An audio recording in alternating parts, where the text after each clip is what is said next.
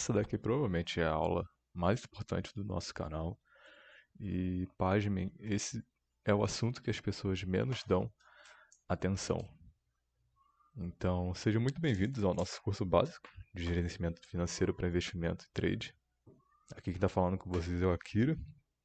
E já vai deixando o dedo no like, se inscrevendo e compartilhando com os amigos. E não esquecendo de ativar o sininho.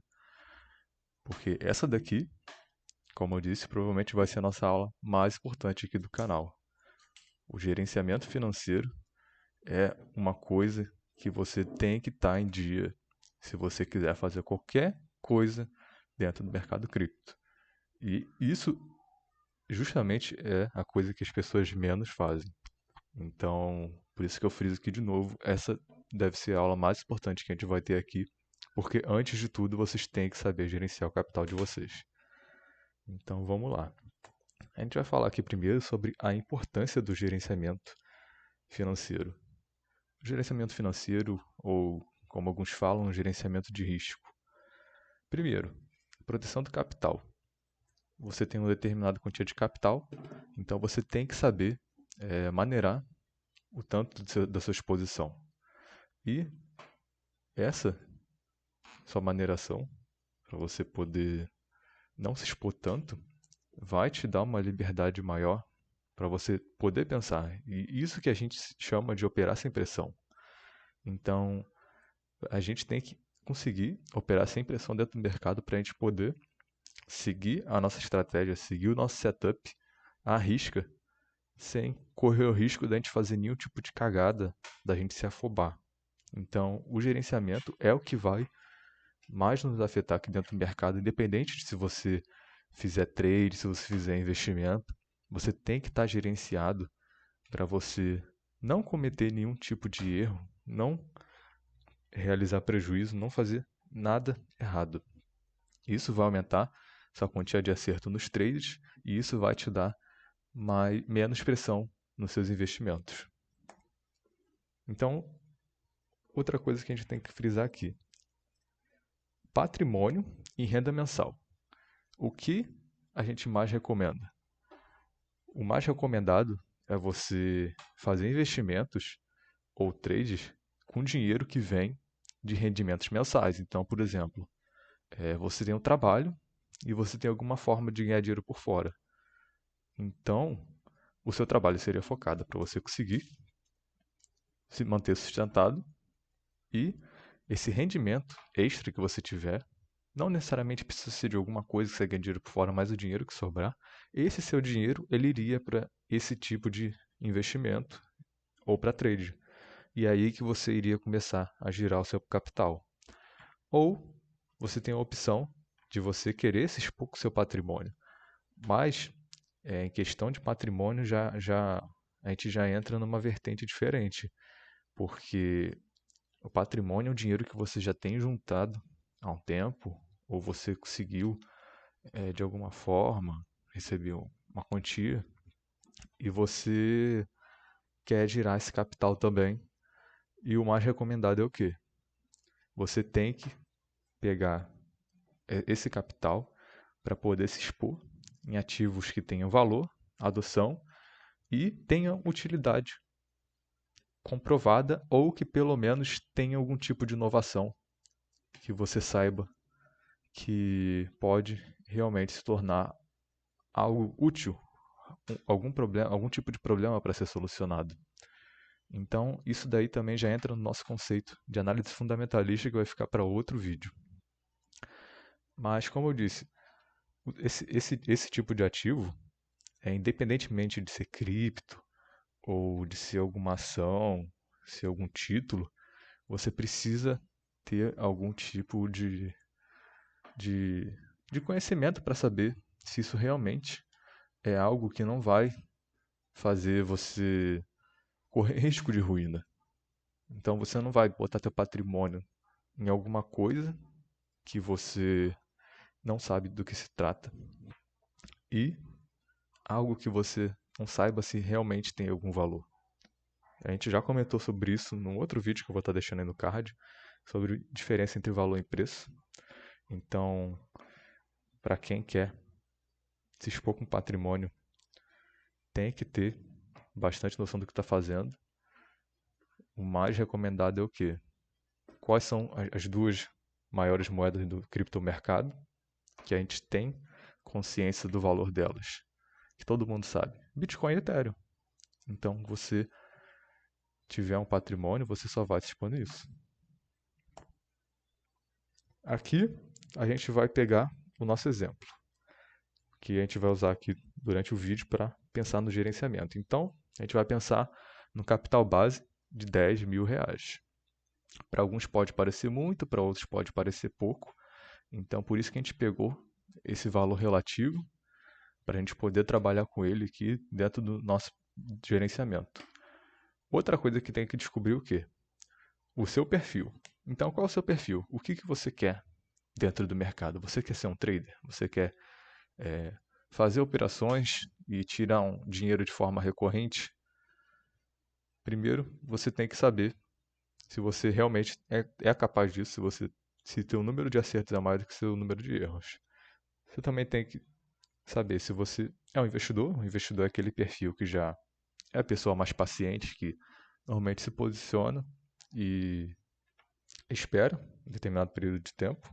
É mais para quem gosta de swing trade ou posicionamento a longo prazo mesmo. E também tem o perfil do apostador. O apostador é o quê? É aquele cara que vai pegar qualquer tipo de novidade e vai querer se expor nisso.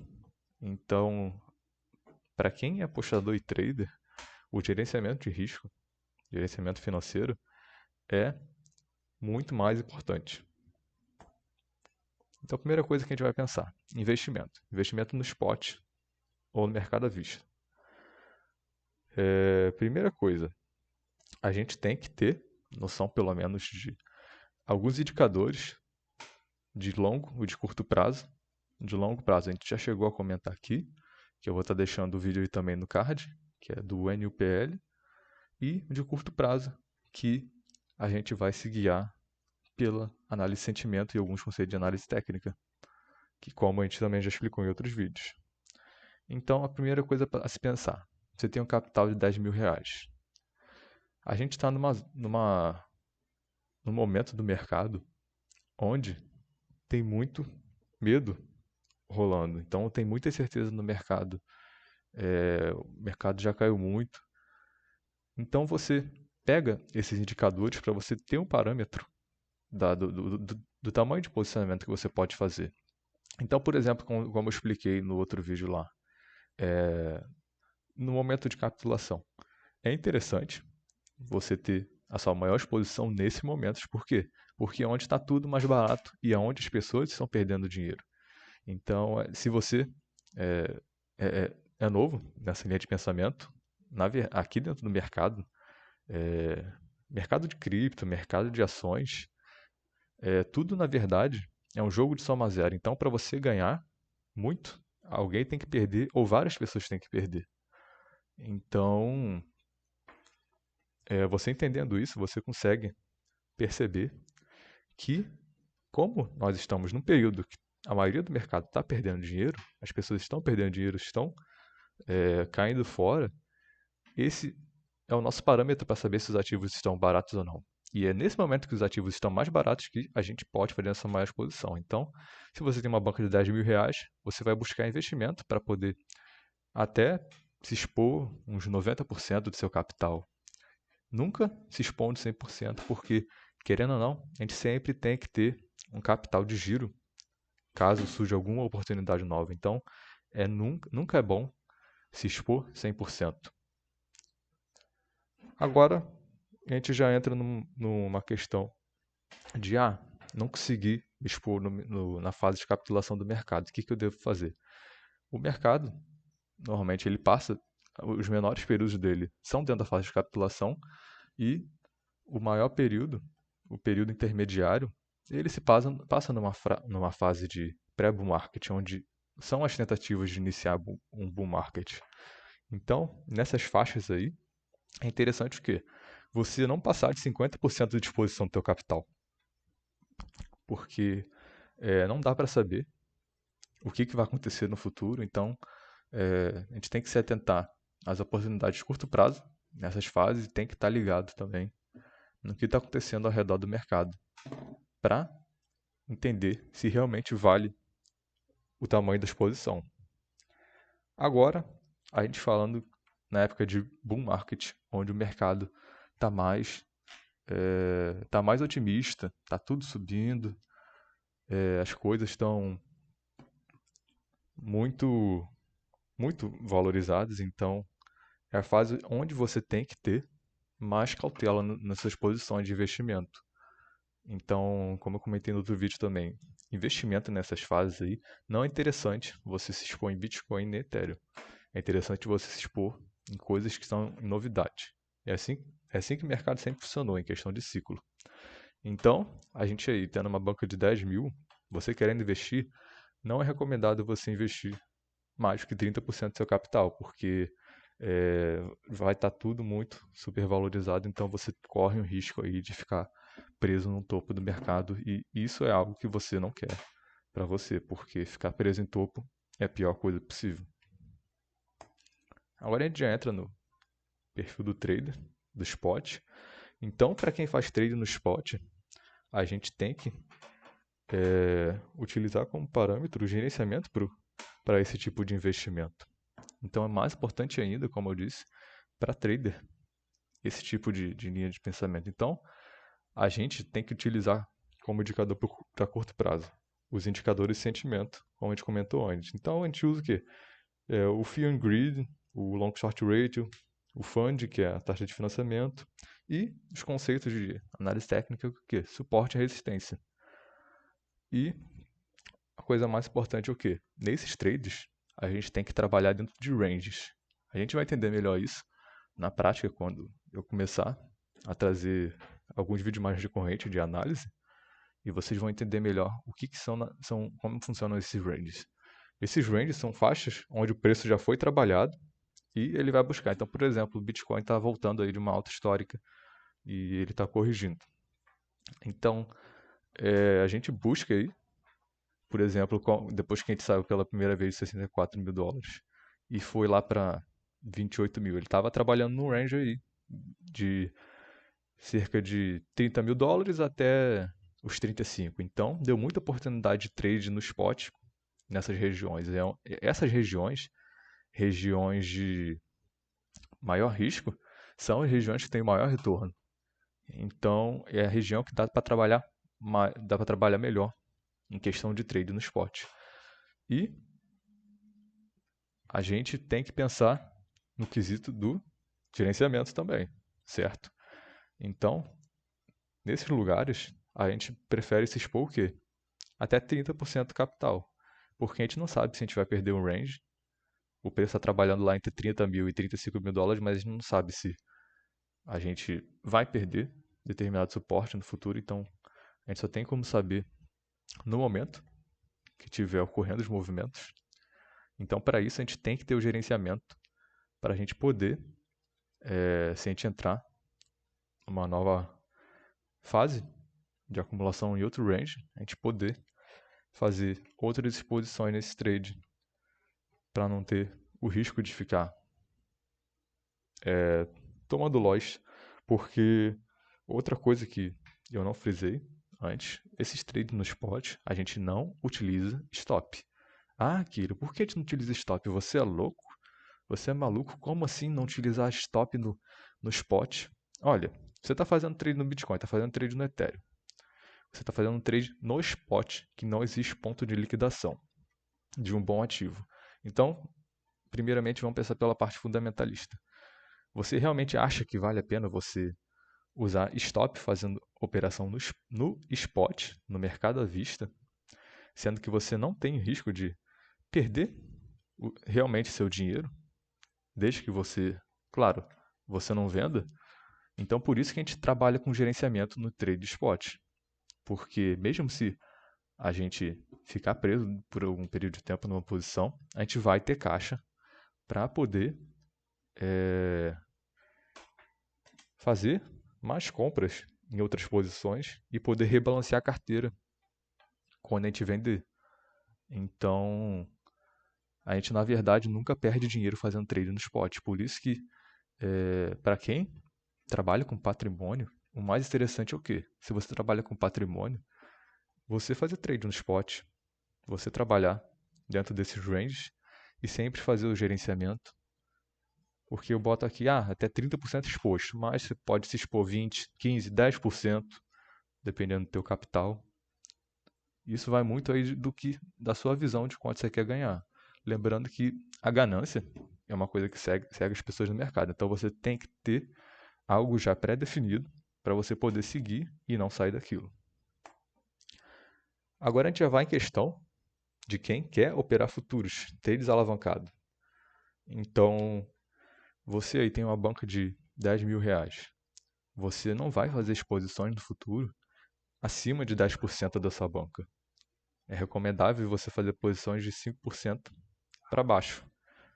Até 10% só se for alguma oportunidade que realmente vale a pena. Então você tem 10 mil reais. Aí você quer operar futuros. Você tem que primeiramente, você tem que ter conhecimento de mercado futuro, como funciona a manipulação dele. E, além disso, você tem que ter um gerenciamento de risco bem definido. E além desse gerenciamento, trabalhar com stop. Então, o stop e o gerenciamento é o que vai te fazer ter sucesso no mercado de futuros, porque sem isso, você só vai ficar entregando dinheiro para o mercado, que é o que 99,9% dos traders do varejo fazem no mercado de futuros. Você pode ganhar em algum momento, você pode tirar alguma tacada de sorte, mas, querendo ou não, se você não tem o conhecimento, que é a coisa mais importante, você não vai para lugar nenhum. Você sem conhecimento dentro desse mercado aqui, você não vai para lugar nenhum. Na verdade, sem conhecimento, você não vai para lugar algum na vida, né? Então, antes de querer se expor no mercado em si, você tem que dar valor ao teu conhecimento primeiro, para você evitar perder dinheiro, porque o teu conhecimento e a tua banca juntas é o que vai te fazer exponenciar o teu capital dentro do mercado cripto. Então, como eu disse, a gente procura aí, no máximo, se expor até 10% da banca, dependendo da oportunidade. Se for uma oportunidade extremamente grande, a gente pega um dump gigantesco do Bitcoin para poder se posicionar. A gente pode procurar aí se expor com mais parte da banca, mas isso não é, como a gente está tratando aqui de algo mais básico, isso não é recomendado, porque depende muito do caso, varia muito da oportunidade, porque não é algo certo. Então, isso é algo que tem que ser pensado na hora. Mas seguindo nosso setup aí, não se expor com mais de 10% da tua banca. E, se você for muito iniciante, se expor aí 5% para baixo. Então, você tem 10 mil reais. Você se expõe com R$ 1.000 ou com R$ 500. Você alavancando isso, você já vai dar um bom retorno, fazendo trade recorrente, fazendo scalp. E a gente pensa no stop o quê? Stop entre 10% e 20%. Mas stop entre 10% e 20%, se eu botar isso, dependendo da alavancagem, eu vou entregar dinheiro toda hora. Não, não vai. Por quê? Porque é para isso que a gente utiliza a análise técnica. A gente tem que ter noção dos pontos para a gente poder se posicionar, tanto no long quanto no short. Então você pega, por exemplo, um Fibonacci. O Fibonacci você utiliza ele para poder identificar bons pontos de risco-retorno em determinado movimento. Pontos que você pode se posicionar. Mas a gente não trabalha com isso sozinho. Análise de sentimento é a nossa principal arma para poder se prevenir da manipulação do mercado.